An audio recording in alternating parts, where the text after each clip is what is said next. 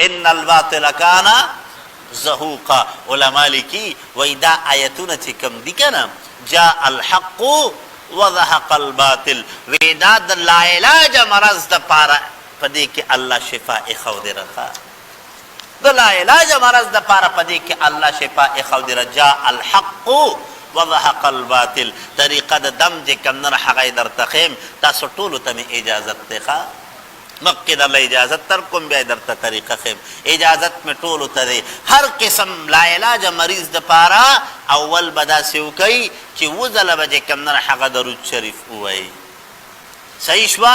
دا غینه بعد به وزله سورۃ فاتحه وایي، دا غینه بعد وزله سورہ اخلاص په وایي، او 41 مرتبه د کوم نه هغه دغه آیت په وایي په دغه او اخره کې بیا درود شریف وزله. نو په دغه مریض باندې به شوف کوي او د دغه مریض د پاره په اوبدم کوئی هغه دس کی الله به د هر قسم لا علاج مرض نه ورته شفا ورکوي. صحیح شوا.